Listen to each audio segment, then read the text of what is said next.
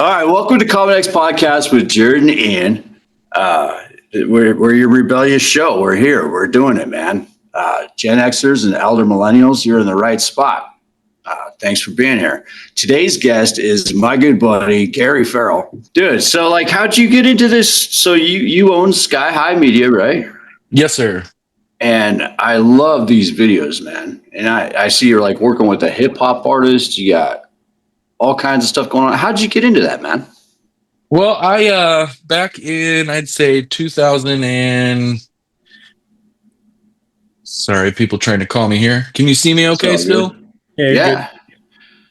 I think in 2012, 2011, somewhere around there, I was pretty big in the car scene. Always built old school Chevys, always been into the lowrider stuff. And yeah, I remember seeing a YouTube video when YouTube was kind of just starting to kind of get bigger. A lot of people were using it. And I remember seeing my car in somebody else's video. He made a trailer for a video coming out. And I thought it was so cool how he was making not just a lot of people were doing videos of car shows, but they weren't doing the actual cruising when people are out breaking their cars and hitting hydraulics on the freeway doing 60 miles an hour. So I kind of seen that and I wanted to do something like it. So when I was trying to figure out with very little money how I could get recording equipment, I came across drones. They just became more of a consumer thing that you could purchase.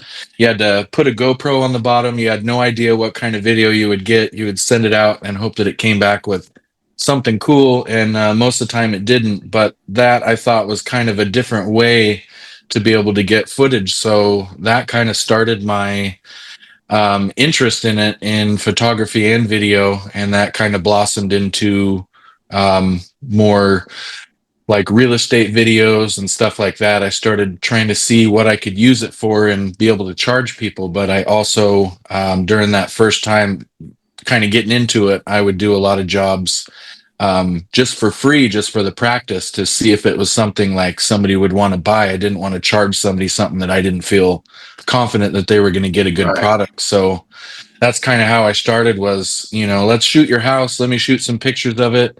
If you like them and you want maybe video, let me know. And that worked a lot for getting different projects. That's awesome, man. So now I've seen cool videos. We'll sprinkle some through this episode too, man. I like the ones flying underneath the bridge and all that stuff. And then I've seen ones, like you said, with real estate, dude, the way you enter a home with the drone and get it to kind of fly around and everything, just really makes beautiful shots, man, for that stuff. It's incredible work, man. And I like your production too, man. So it seems like you kind of have a knack of producing, man. I actually, and I haven't talked to Jared about it yet. I know I fucked with you about it a couple times, texting and stuff, but man, I would die to see what an episode of Common X would look like with you producing it, man. You got to see this guy's stuff, Jared. Man, I would love to. That would be a dream to work with you guys on something like that. Yeah, that would be shit. I know it's hard for you to find time and everything, man, but fuck. We'll have to mess with that one day, man. Hell, maybe even this episode, dude, your own episode, you know what I mean? That would be awesome, man. So shit, you're still in our hometown, man. That's wild. I wish I was there, dude. I miss it all the time. I even wrote a book a few years back about, it's called Hometown, the Puget Sound Kids of the 1990s, dude. Oh, and wow. All the crazy shit that I could remember went in there. And then someone jacked my ISBN and you can find it on Walmart bargain shelves or freaking for sale on eBay. And I never turned a dime. That's the story of my life right there. Oh, wow. I don't even think it even contains half the crazy stories that you and I went through, man. And Jared, pipe in here too, man, because you got some funny stories. So this is a Gen X show, and we're talking about our travels, Gary, where we had no maps, no phones, no nothing. I think after the thing at the that building we were talking about, where possibly bottles ended up in a dry pool from the 16th floor that we didn't do. I think I got my first Nextel phone from 7-Eleven, dude. I don't think there was cell phone stores. Yep. I remember that it was a peanut phone, and it probably charged you $60 a minute. I remember you had to get a calling card for it, and it was probably, yeah, 60 to $100 a minute. So you would get, really, the phone back then was just to say, "Hey, call me on a landline," and hang Yeah. up, because it was so expensive. And I'm obviously exaggerating a lot, but it was pretty close. I know my first cell phone where I actually had a plan was like 30 minutes for a month for $60 or something like that. No Yeah. roaming, no night Yeah. calls, no, yeah. Dude, I couldn't get $100 bills fast enough to go to a 7-Eleven to get more phone minutes, you know? Yeah. That's just fucking nuts. So, like in your adventures, so like, how do you think it is for a kid growing up now as opposed to like when we grew up? Like, Oh man, I think it's I think about that a lot, because I think until you get to be an age, and either, I don't have any kids of my own, until you either have younger, either siblings or, maybe nieces and nephews, you don't really realize how much different it was for us. Simple things like, having a phone with YouTubers and all these different influences. When we were looking up to maybe sports figures or music, those were really Rock the two, or stars. people on, yeah, rock stars, and you got very limited access to them. You got to see, somebody maybe after a concert, or maybe a little documentary or something you would see, but you didn't get a peek into their daily lives or get their opinions all the time. So you maybe picked up their fashion, or different mannerisms or something like that. It was very limited. And nowadays, a kid with the flick of his thumb can see so many different influences, so many different, kids their same age that are buying Lamborghinis or buying their parents' homes because they found some niche with YouTube. And which is very cool to see people be able to be creative like that. And I think every kid under a certain age wants to be a YouTuber, because what is there to turn down? It all looks amazing. And I yeah, think that's probably one of the biggest. And information was not readily available. We had, kind of the beginning of the internet, but you really went there for, I mean, I can't really remember what during our time. I don't remember even using the Dial-up. internet. I mean, there was AOL. rotten.com. I it remember wasn't that there. was the buzz Yeah. then, like, oh, you can see a picture of Tupac's autopsy photo, or, just Yeah. some, like, there was a place where you had to go to see the worst. And now there's just so much information out there that I think that's how we're different. We had a lot of common sense we had to use, and looking at things black and white, because we really only got the black and white or what the news told us. But now it's a big business, so it's the information is delivered differently. There's algorithms with social media that kind of controls what people see and how much of it. So I think that's a huge difference in how we grew up, because we had to keep ourselves busy with all that craziness that you're talking about, or just, all the fun stuff too. It wasn't all crazy, or wasn't all bad. We weren't Yeah. always, destructive or anything like that, but you had to be creative when you had to find something to do. I remember we would drive 40 minutes to go to this certain resort, because we knew we could walk in and use the pool easily. You remember doing that, going out Sounds like along the something I Hood would Canal do. there.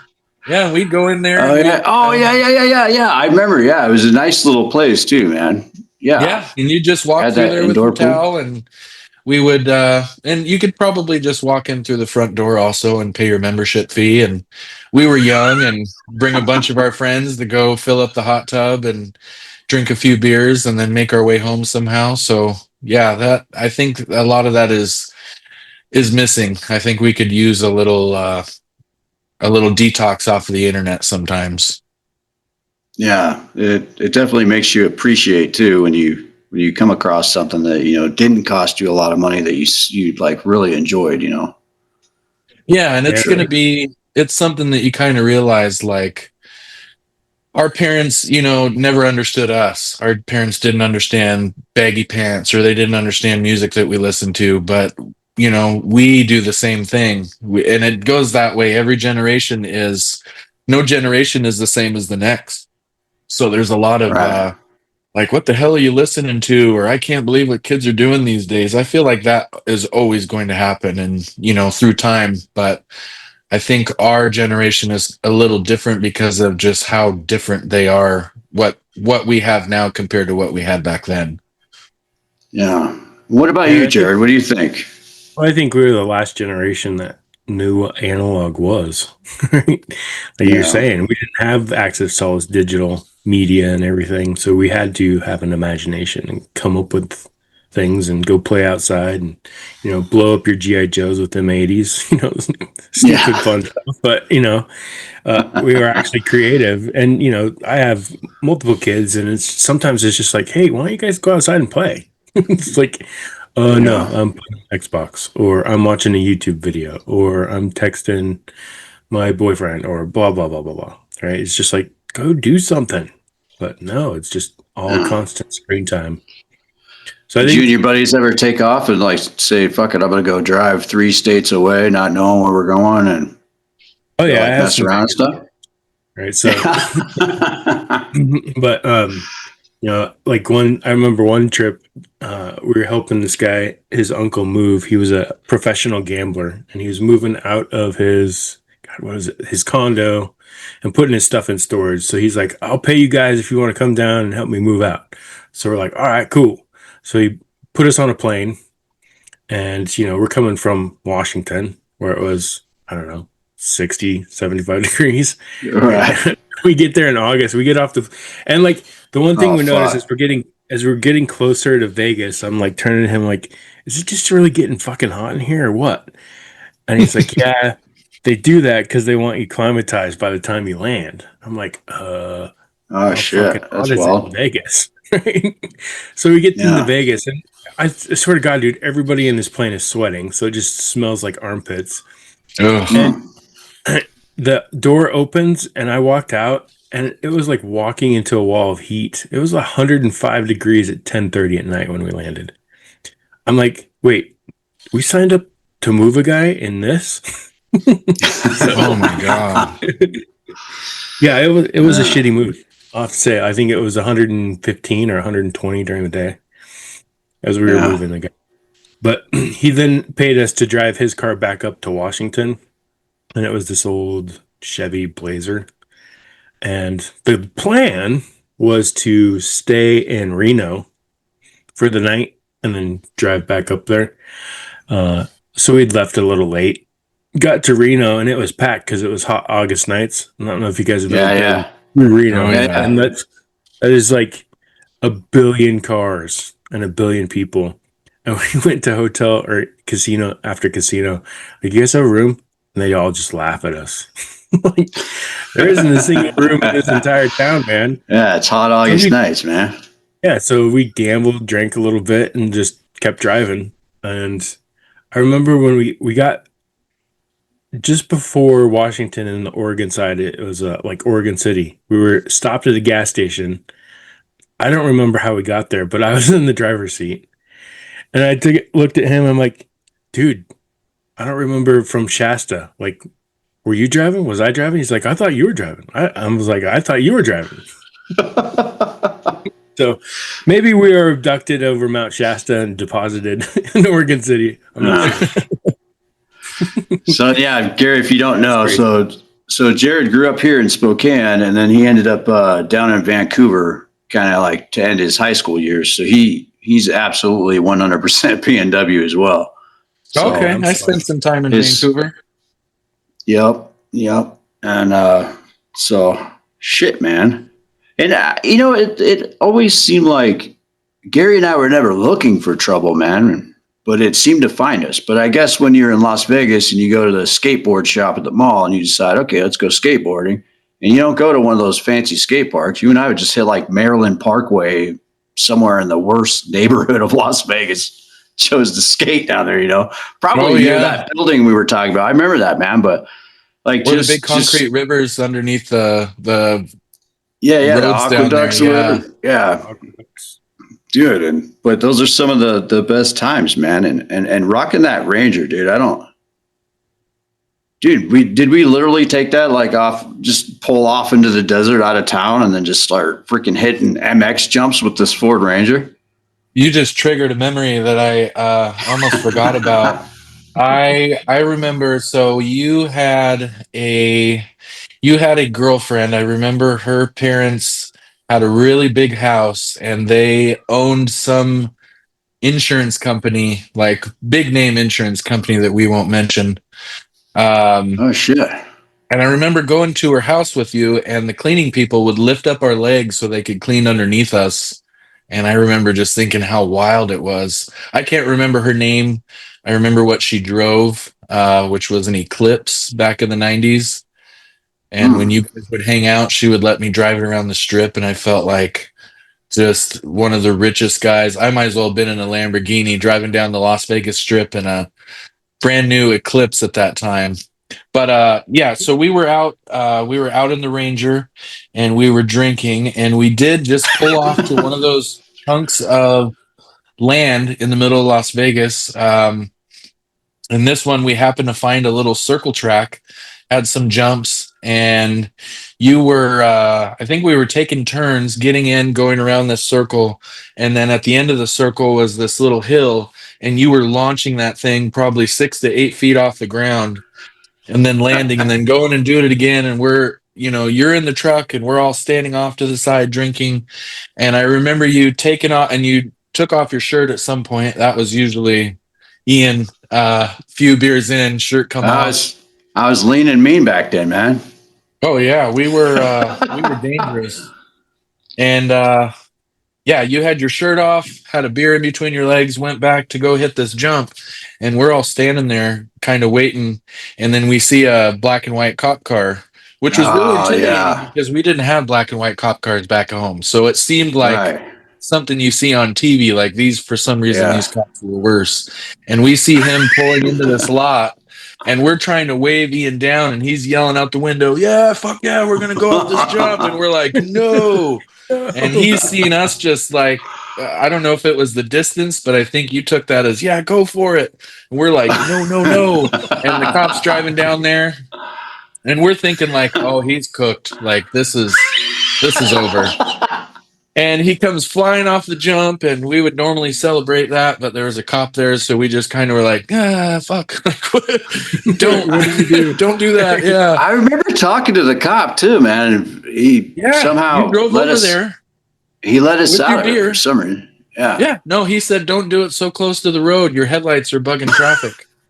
And Oh shit. yeah, we seen you driving over that direction, and we're like, we're just waiting for both of you guys to put it in park, do the whole routine. And because you didn't have a shirt and you had a beer in your hand, I think, as you're going off the jump.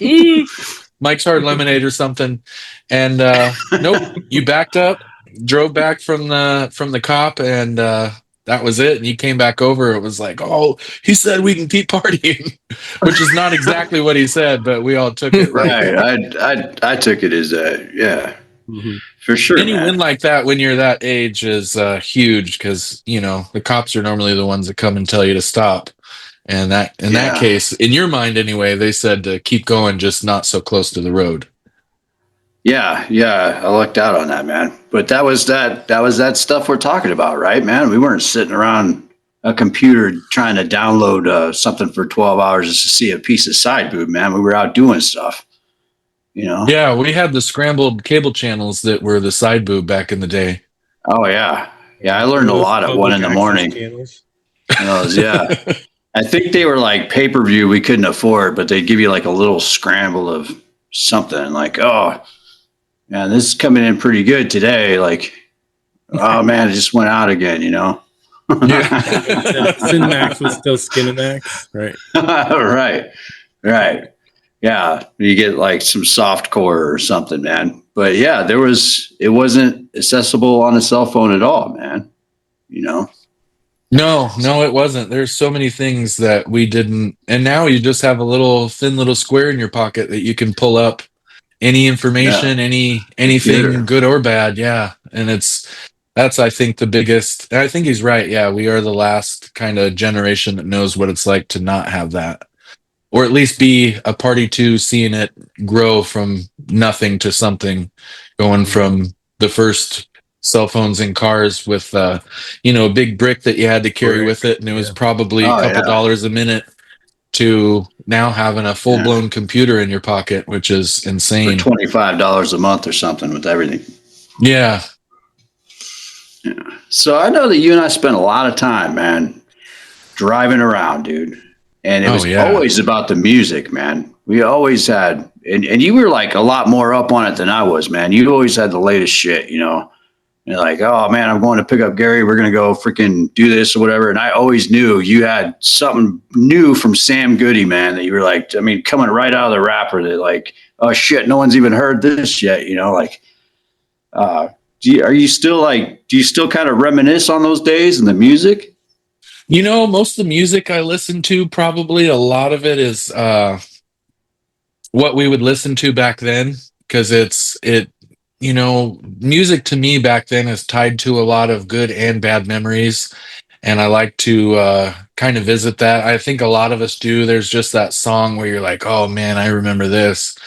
And I think that's what keeps a lot of that stuff fresh in my brain, because for me back then, if I were to get a check from working or whatever, it would go to hopefully a new pair of shoes, maybe an outfit, and a CD, like a CD from the whatever was the latest thing. And um yeah, that was, and for me, like, you were always an inspiration to me, because you knew how to play the guitar. Like, you could sing, you could play the piano, you could play the drums. Like, I remember the very first and I think only time that I went with you to the recording studio, and I Oh was yeah, just you so sent me a picture anxious. of that yesterday too. Yeah. Yeah, and I thought it's still there. Apparently it's I think they do like event, like maybe they rent out chairs or different stuff for events. So I don't know if they have a studio in there anymore, but I just happened to pull into that parking lot, and you and I had been talking that day.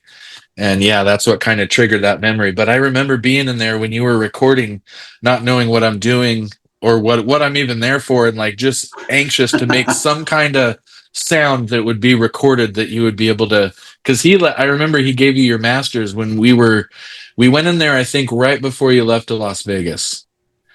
Oh And I yeah. remember him giving those, because I remember those tapes being on the floor of the Ranger or back behind the seat for the longest time. But I I don't have care. so It's many just good memories of you playing the guitar. I remember a girlfriend and I were breaking up in the living room, and you started playing. I want to say it was like Third Eye Blind. I can't remember the song off the yeah, top of my head probably. at this moment, but it was so fitting that, yeah, almost triggered some tears. But it was like you played the soundtrack to a breakup, which was amazing. It's But awesome, yeah, dude. that's my biggest memories, was you just pulling out a guitar, and you taught me how to play the couple songs that I still to this day, if I picked up a guitar, I could probably play that Calling All the Boats In. Do you Oh, remember that song? awesome. Yeah, yeah. I was kind of writing that with my buddy Jason, and we go to Meat Locker recording, man.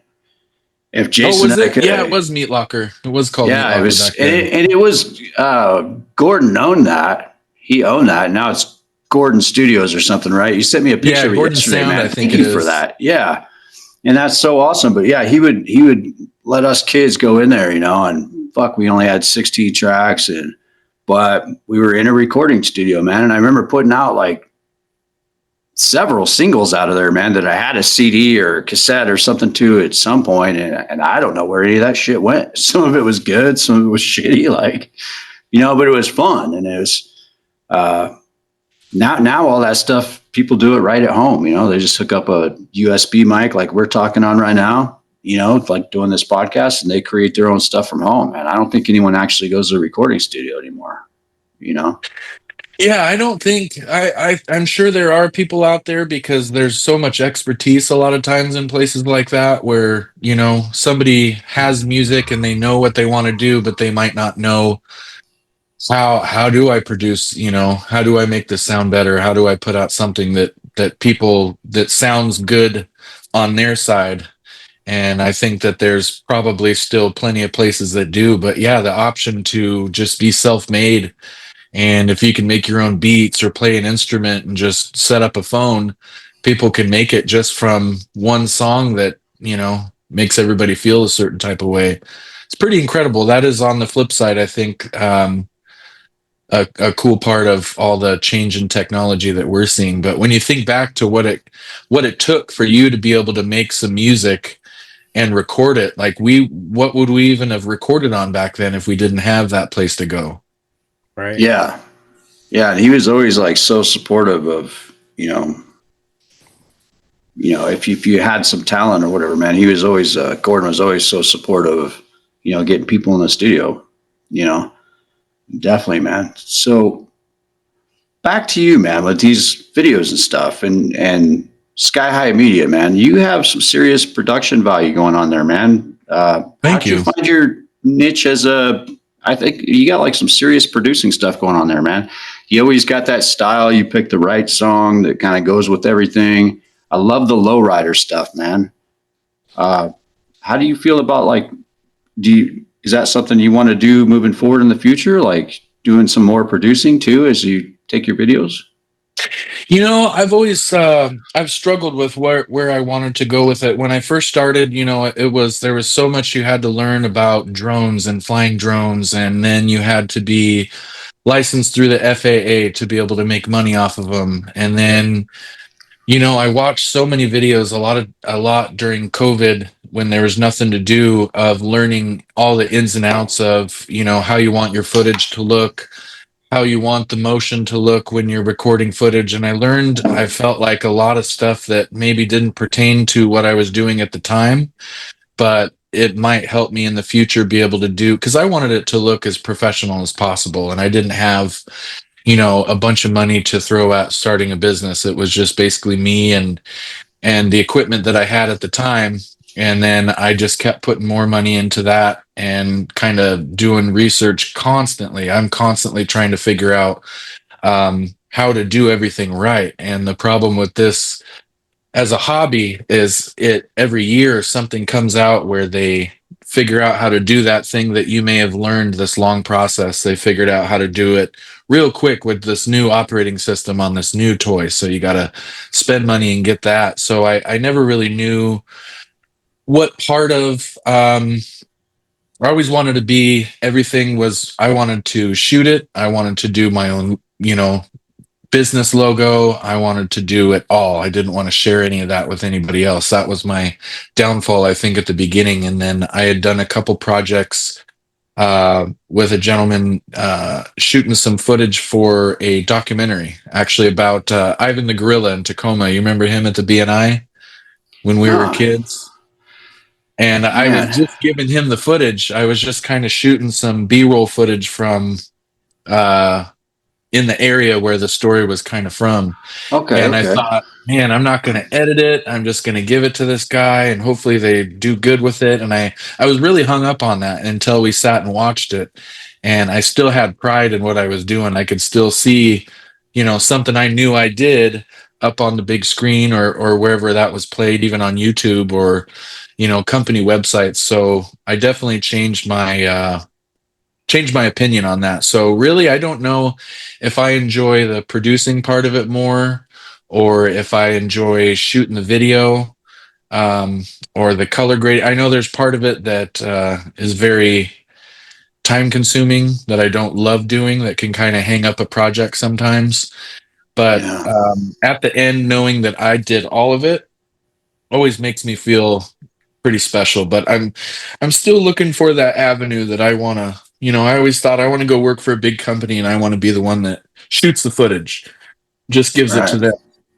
And knowing that that was my footage, or maybe I just want to shoot B-roll for TV commercials or something. But honestly, I don't really know where I want it to go yet. I got a chance to, with a good friend of mine, shoot a couple of his music videos. And I think that kind of opened up my eyes to being able to do different stuff, because a lot of time I would go out and shoot all this footage, go to these cool places and get, a little clip, and I didn't know what I'm going to use it for.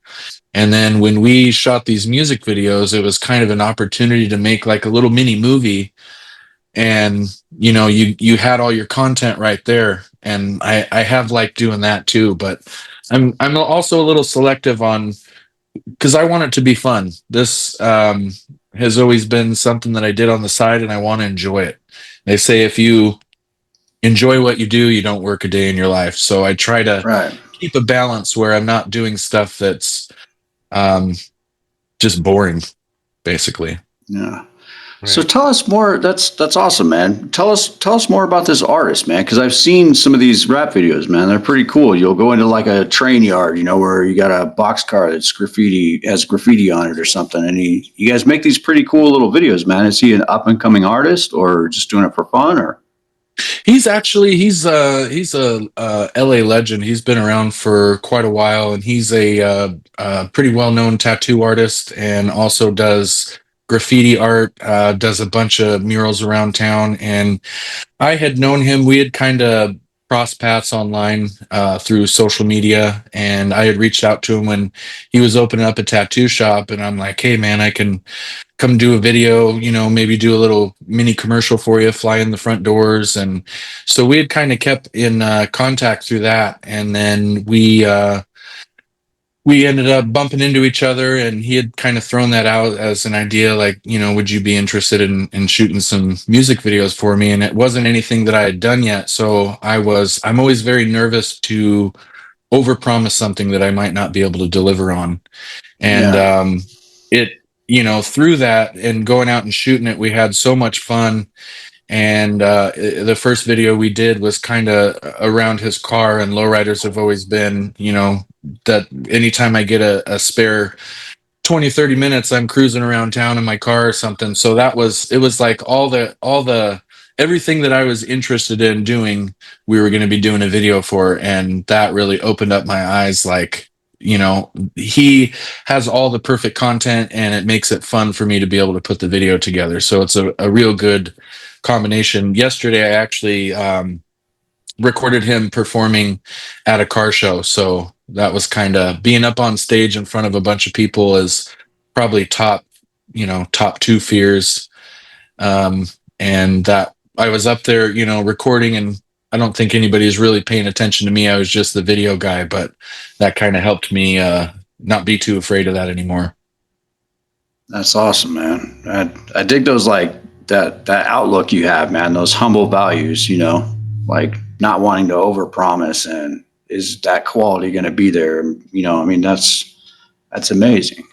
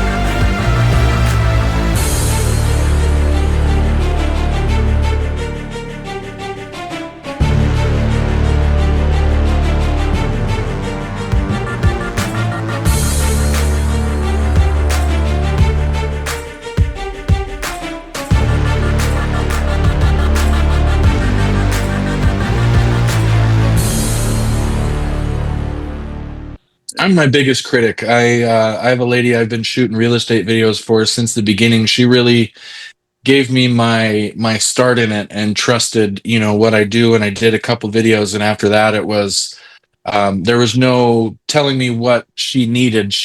We were just a good fit. I would do the video, and she loved how it would come out.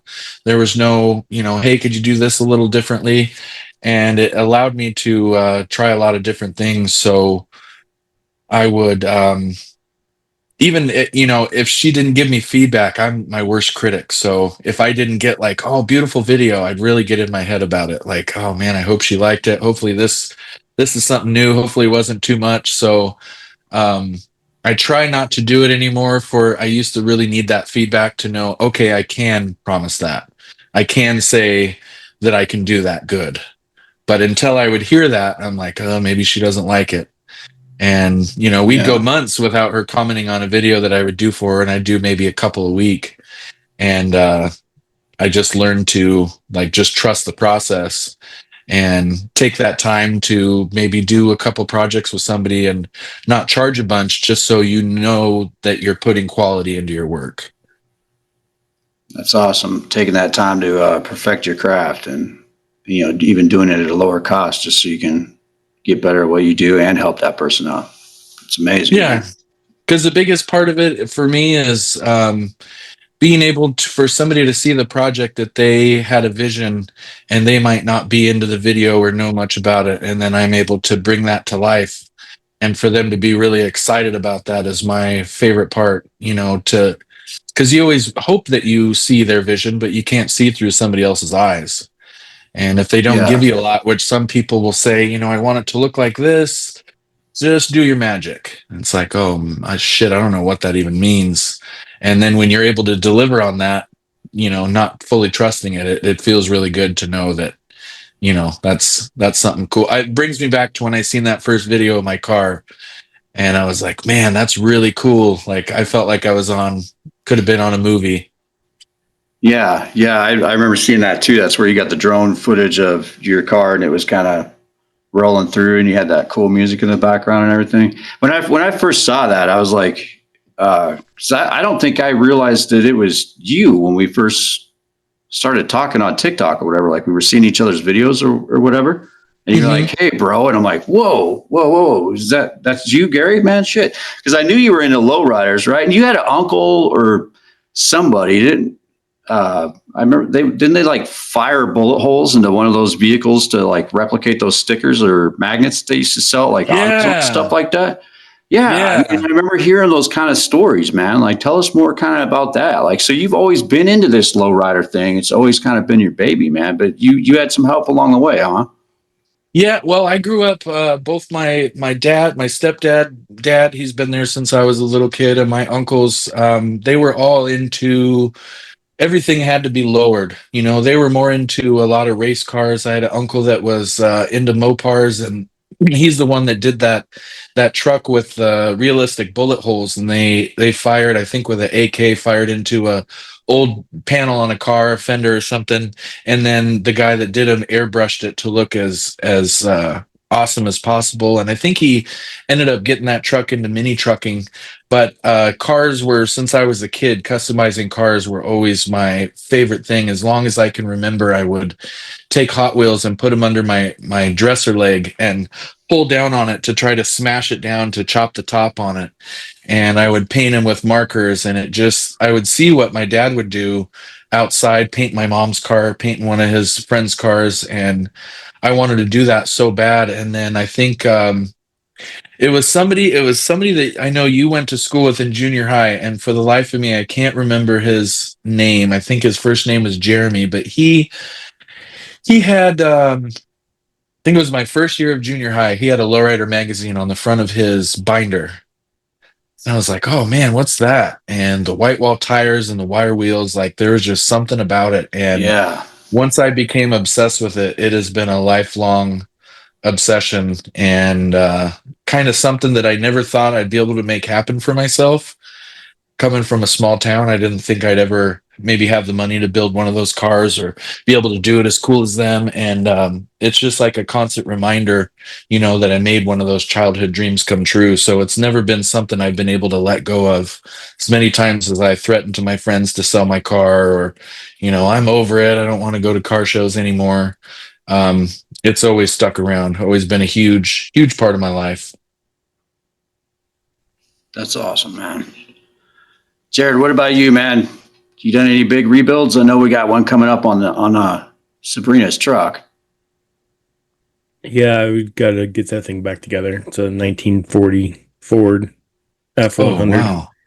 Yeah, So dude, it's it's gonna be still all sweet. pretty much stock, but it's just sitting in a 40-foot container right now, collecting dust.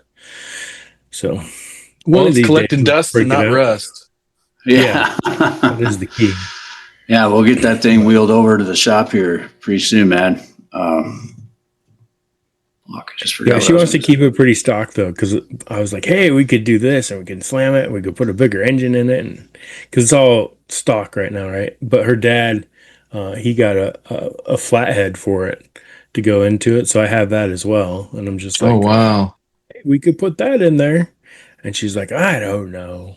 I want to keep it all original. I'm like, all right, boring. Okay, we can do that. That's the thing. You can put it back to original, and then maybe sometime down the road, you can rebuild them so many different times. So, it might get boring to her, or that might just be the vision. Some cars, all the accessories, part of the fun is just going out and looking for those parts, looking for that one piece that's so old, and there's an old man usually with the story behind where he got Right. that piece, or he picked it up at a garage sale. And that's always been my favorite part about building cars is meeting some weirdo in the backwoods somewhere for a piece of trim Right. that you've been That searching part. 2 years Right. for. And Yeah. you were lucky enough to give this guy beer money, and then you look on eBay and that same part might be multiple thousands of dollars. Or it's always fun. That's always been my favorite part of it. Yeah, I was into the lowrider trucks. I remember really wanting to have, what was it, like a Chevy quad cab dually that they'd Oh lowered in some yeah. truck magazines, right? And just, there's like an inch clearance between that thing and the ground. Like, man, that's so cool. I want one of those. Yeah, there's a couple of those cruising around that you don't see them as much anymore, especially those big dualies. Right. It's a lot Yeah. of work to get them there. But, Yeah, you can absolutely. do it on hydraulics now too. Makes it a lot easier because then you can normal ride during your traffic ride or wherever you're going. So it's not hanging on the ground so much. But Yeah, I built my I remember crying on my way home, just tears of joy when I got my first having hydraulics when I was growing up as a kid. We'd build hopping models and stuff when we were should have been paying attention in auto shop, which is kind of ironic considering it was the one place where you should have been able to get all that knowledge. right. But saving up and putting that first hydraulic setup in my car and being so scared driving down the road because I didn't want to hit anything, and your car's making all kinds of new noises all of a sudden, and you're scared to turn on the radio because your wheel might fall off, and there's a lot of risk Did I involved. wire everything correctly? I hope Yeah, so. exactly. Yeah. Yeah, we were our own electricians. Right? I didn't have anybody else. I'm like, all right, I'm going to follow this wire. And they say to hook it up here and to there. Hopefully that works. Yeah, I remember Uh, that's the one thing we're missing on cars nowadays is being able to do your own, hook your stereo up yourself and everything else. Yeah, everything's electronic now. And it's just like you needed a degree even to pop the hood. Oh yeah, you even want to change the battery. I changed the battery in my car the other day, and it's in the trunk now. Yeah. nice. But you still jump it from the front. So yeah, everything's changing. Hmm. All right, buddy. Well, we've come to a portion of the show that we like to call Jared's Five.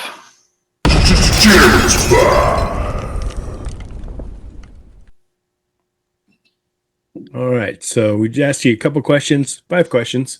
One Okay. from our previous guest, and then a couple others, and then we'll ask you a question to ask for our next guest. Okay. So, our last guest, his question was, what's your favorite social media platform and why? I would have to say probably I'm not on Facebook anymore. Haven't been for many years. Probably Instagram because it's like when you were growing up, you wanted the book with all the pictures and you didn't want to do a whole lot of reading. Yeah. I like the picture aspect of it because as a photographer and somebody that likes to share pictures and video, that's like I feel like the main hub for that type of content. Yeah. Do you post a lot on Instagram then? I try to. That's my biggest downfall is I try to post things as much as possible, but I also haven't attacked social media like a lot of people have and used it to its full potential just because of how much time it takes out of the day sometimes. I want to be off of my phone and away from it, but at the same time, that does bring more attention to what you're doing. And so I'd say Instagram's probably the one that I'm on the most. TikTok is kind of new to me, and my algorithm is still very messed up because it's a lot of sales. Everybody wants to sell me something, and some of them TikTok succeed. shop. Yep. Yeah, Yeah, and having your business, SkyHigh Media, that probably is where that's coming from too. Yeah, and I get a lot of business just through word of mouth. So I never felt like I needed to do a whole lot of marketing, but it is definitely something that I'm exploring more lately that I definitely need to be more on top of. Yeah, that's cool. All right, next question. What's your favorite movie of all time? Ooh, favorite movie of all time. Oh gosh, that's a tough one. Always been a huge fan of Al Pacino and Son of a Woman. Yeah, that was a good one. I had to give a little context because the name will throw you off a little bit. Yep. All right. What was your favorite Saturday morning cartoon? I'd say Tom and Jerry. All right. It's, the episode 38, it's kind of amazing the similarities that people like have of what cartoons they watched. I don't think we've ever gotten like duplicate movies, but we did get multiple of cartoons, like what people's favorite cartoons are. So Tom and Jerry's is a big one, man. Yeah, it is. It is. I tried to go kind of nostalgic for the movie. There's a couple other ones that I love as well, but that was one I remember, like one of my youngest memories growing up, and it wasn't really a funny movie, but I thought it was hilarious. Yeah. All right. So what's one thing people don't know about you that maybe they should?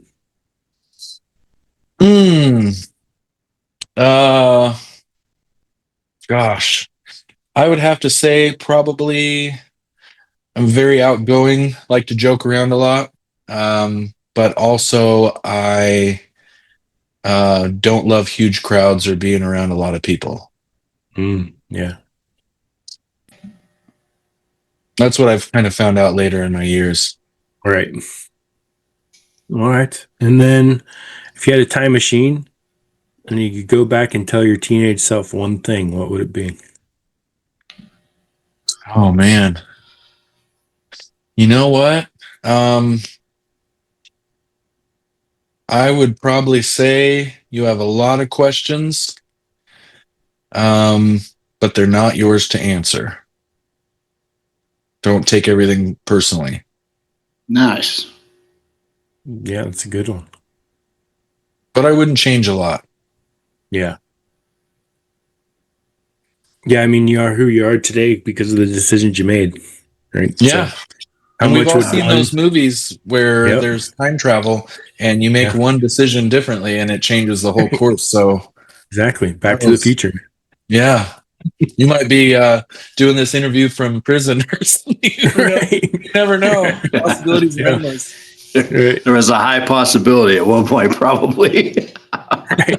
You go back and tell yourself to buy Apple, and you turn out to be Bernie Madoff. Right? Exactly. This isn't what I had in mind. Yeah. Right. Just wanted to be rich, man.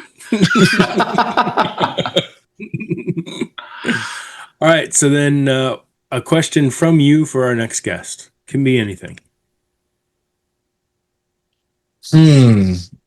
I would say, what are you willing to do to make the world a better place?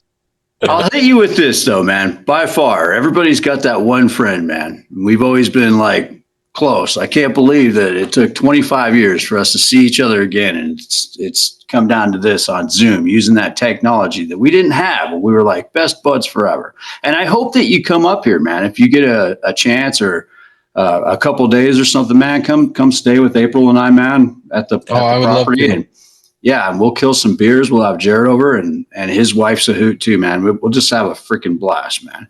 But I will hit you with this. Yeah, I know, man. What is it, like 5-6 hour drive though? Like about 5 hours. That ain't nothing. Shit. All right, buddy. Well, yeah, we'll do that, man. But I do want to hit you with this though, because by far, like we've said, like everybody has that one friend where you go through all that shit, dude. And you were my friend that we did that with, like, cops, chicks, drinking, partying, like, and some of it good stuff, getting into good stuff and learning things, man. But what do you think it takes today to come from that to where we are now. All three of us, we own our own homes. We have somehow found our way, with minimal guidance. And if we had guidance, like my parents gave me guidance, but I didn't listen. And I know a lot of us at that age don't. My kids I try to give advice and they're kind of like, what do you know? Like we didn't live it, You're old. You don't know what you're talking about. What do you think it takes to get from like where we were, just like, oh, we're going to drive to Vegas, no map, no cell phones, no technology, to where we're at now? I think that it really comes down to how people parent. I mean, it really, you can avoid having so much contact with social media or by not letting them have an account, or you can do less screens by not giving them a screen. But I think a lot of it is also a lot of understanding, because what I noticed there's a lot of talk, everybody says the word millennial like it's, at least from an older generation, like it's a bad thing. But what are we doing to help them see the difference in growing up when we grew up to when they grew up? Are we sharing those experiences with them by making them go through some of them without screens, being outside all the time?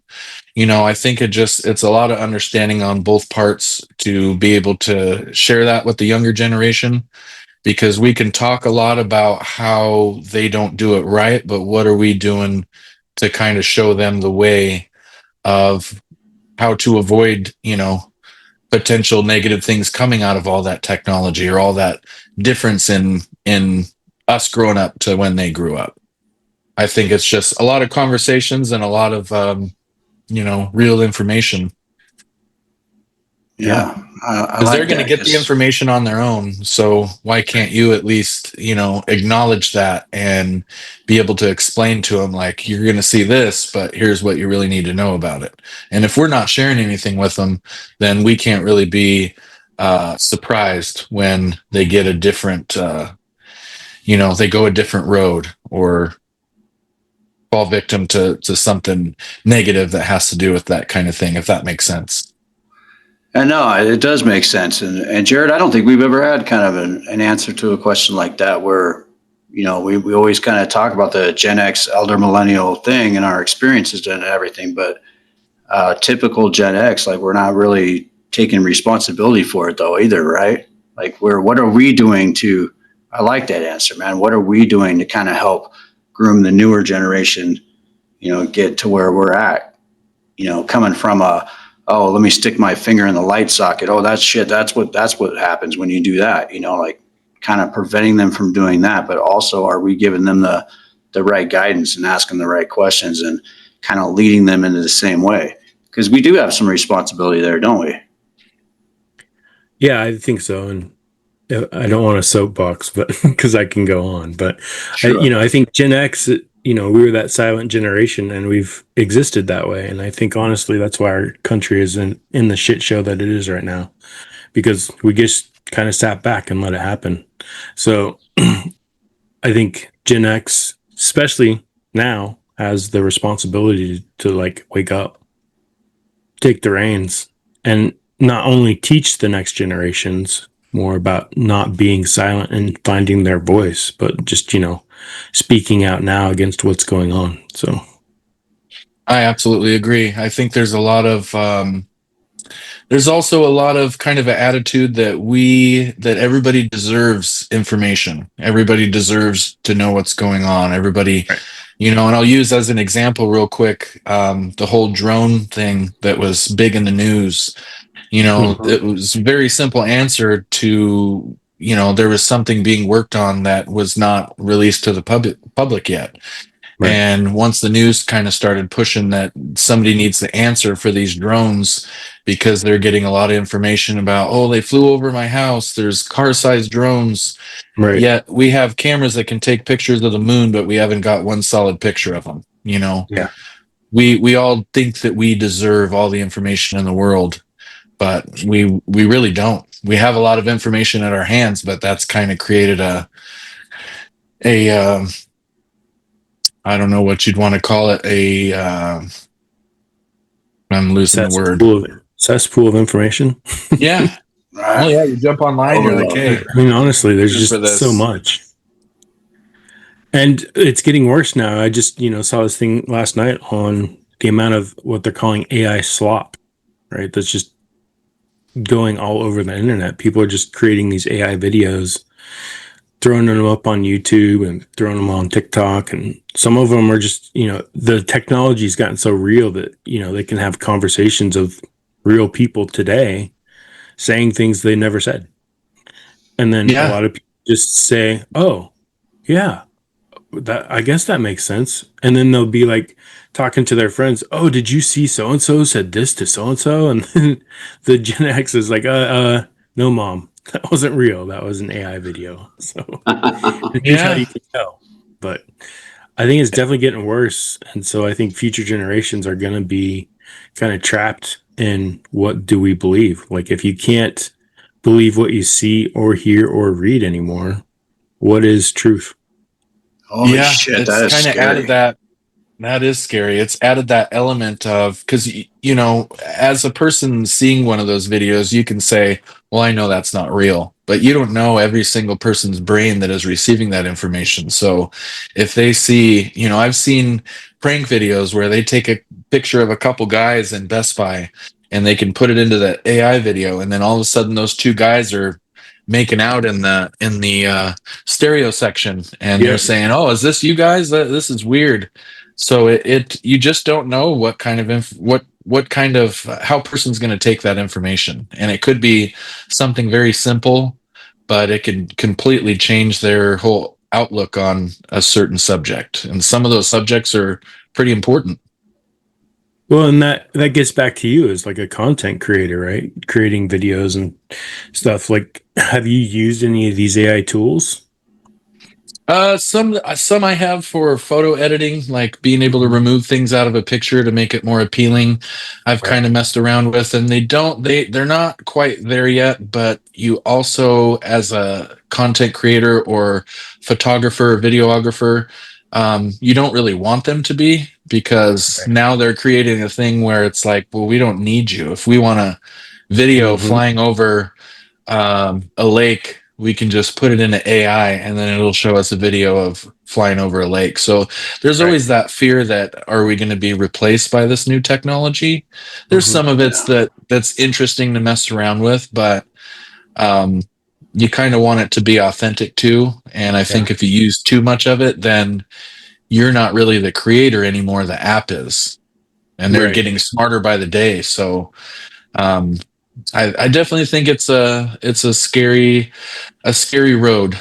It's integrated into so much already that it's hard to wrap your brain around it. Yeah, I kind of like the model that Google's taken with the VO3. I don't know if you've seen anything about that one. Their latest one that creates AI videos, plus it can do speech, right? So you can just give it a prompt of like some old guy standing on a boat over the sea saying, and then give him a line of text. Dude, photorealistic, and Wow. there's almost no way that you can tell it's not Yeah. fake. So what Google is That's doing is fucked. they're encoding their videos so that other platforms can know that it's AI. So like if VO3 creates an AI video and you upload it to YouTube, YouTube knows that it was created by VO3 and it was AI. So I've noticed that on I think that would be Instagram. good for other platforms to do. That way people could have the ability to tell what's real and what's fake. But I've noticed that a little bit in it, and it's good, but it's unfortunate for like something that maybe you wanted to. Maybe I took some pictures of real estate and took right. a drone photo, and there's a couple garbage cans I didn't notice, so I get rid of the garbage cans real quick, push a button, and then when you post it online, it's like, oh, this contains AI. So then it's like, well, how? It doesn't say Right. what. It's Where's the just, line? Right. yeah. Then Yeah. somebody looks at it and they might go, huh, loser, should have just took a regular picture. Right. All right, Interesting buddy. world. Brother. You guys could be Man, AI. I don't know that. I mean, True. I am. I They are AI died hopping out of that podcasters. ambulance a long time ago, man. It's just the technology kicked in and it brought us back. It needed the world was like, you need to be AI so you can get your bowling shoes back the next day, you fucking idiot, because you don't know how to do it. Well, I think it's pretty obvious if you take the N off your name and switch your letters around, you are literally AI. So I believe you. Right. All right, buddy. Well, man, I just can't get enough of this. I've missed you, man. 25 years. Let's not make it one of those things where it's like, see you in the stars, my friend. Because if we screw around too much longer, man, we're going to miss out on more memories. We got to get together. Absolutely, we do. Because believe it or everybody- not, we're in our 40s. That's what they're saying. I don't believe it, but time goes by way too damn quick. I don't feel, mid 40s, but shit. Yeah, to all our listeners, our Gen X and elder millennial crowd who's tuned into the revolution, man, and come to see Gary Farrell on episode 38. He owns SkyHigh Media. We're going to sprinkle his videos in here. Man, you've always been one of my best buds. I love you to pieces, man. Let's get together. I love you too, brother, and I say let's do it. All right, man. Everybody, this has been episode 38 on Common X Podcast with Jared and Ian. Until next time, we'll see you again. Later. Hey, everybody. Thanks for tuning in today to the podcast, Common X with Jared and Ian. We really appreciate you guys and would love your support. So make sure you click that subscribe or like button or follow us on all our social media platforms and on YouTube and Spotify, because that would really help us out. And that helps us bring more episodes to you guys every week, and hopefully from content that you guys want to see. So reach out, TikTok, YouTube, leave comments. If there's anything that you guys want to see or any guests that you want us to try and get on, let us know. We do have a good lineup coming. So thank you again. We love you guys. Thanks for your support, and we'll see you next time. And remember, common sense isn't that common. So that's why we're bringing common sense back from Generation X.